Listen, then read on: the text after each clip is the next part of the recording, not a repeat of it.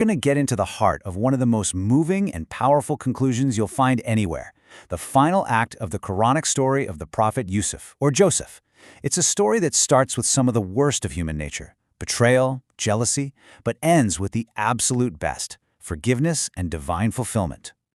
But let's start with a question, a really tough one that I think we've all wrestled with at some point. How do you forgive something that feels, well, unforgivable? I mean, just try to put yourself in Yusuf's shoes for a second. You're now a powerful governor, and standing right in front of you are the very brothers who threw you in a well and left you for dead. What on earth do you do? And there it is. That's his answer, this one sentence. It's really the moral peak of the entire saga. It's just this incredible, radical act of forgiveness that doesn't just wipe the slate clean, but actually prays for the very people who wronged him. So how did they get to this moment? Let's walk through it. To really get why Yusuf's forgiveness is so profound, we have to look at his brother's confession first. Because before any real healing can begin, the truth, which has been buried for decades, has to finally come out into the open. And here it is. After all those years of lies, all the deception, all the time they let their father just waste away in grief, they finally say it. And they admit two huge things. First, that God really did favor Yusuf, and second, that they were completely in the wrong. They were the sinners. This confession is absolutely crucial. It's the key that unlocks everything else. I mean, talk about a transformation. You see this massive shift in them. The brothers who were once so arrogant, so cruel, just totally blinded by their jealousy.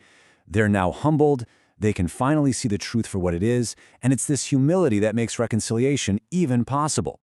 So the truth is out. The brothers have confessed. The stage is set, and all eyes are on Yusuf. What he does next isn't just simple forgiveness. It's something so much bigger, an act of pure, immediate grace. He says, "No blame will there be upon you today." The word today is just stunning. He doesn't make them sweat. He doesn't make them grovel or beg. He could have demanded justice. He could have sought revenge for all those stolen years. But instead, he chooses mercy. And then he goes even further, asking God to forgive them. In that one move, he restores not just the family, but the spiritual balance of the entire situation. But forgiveness isn't just about saying the words. It's about actively repairing the damage. And the next step is to heal the deepest wound of all, the decades of unimaginable grief their father, Yaqub, has been living with. So what does Yusuf do? He sends something so simple, his shirt. In Quranic stories, it's amazing how everyday objects can hold such immense symbolic power. This shirt isn't just a piece of clothing. It's physical, tangible proof that Yusuf is alive. It's meant to trigger his father's spiritual senses and finally connect that painful family memory to a joyful new reality. And wow, the effect is instant. Their father, Yaqub, can sense his son's presence from miles and miles away. But listen to the fragility in his words. He has this deep, spiritual gut feeling, but he's almost afraid to say it out loud, worried his family will just dismiss him as an old man who's lost his mind. It's such a beautifully human and tender moment, capturing that conflict between what you know in your heart and the fear of not being believed. So you can see the path to reunion unfolding step by step. First, the shirt arrives and provides the proof. That proof reignites a father's hope that was almost extinguished. This then kicks off a careful, prudent journey which leads to the final step, the physical reassembling of a family that was torn apart for so long. Now, here's the fascinating detail about that journey. Yusuf gives his family some practical advice. When you get to the city, don't all go in through the same gate. Split up. This is a smart, worldly move to avoid drawing too much attention. But right after saying that, he reminds them that ultimately, the outcome is in God's hands. This is just a perfect illustration of the Islamic concept of tawakkul. It means you do your part, you take the sensible precautions, but you place your ultimate trust and reliance on the divine plan. And now we're here. We've arrived at the grand finale. The story is about to come full circle, connecting everything back to that prophetic dream Yusuf had when he was just a little boy. Remember that? Decades ago, Yusuf dreamt that the sun, the moon, and 11 stars were all bowing down to him.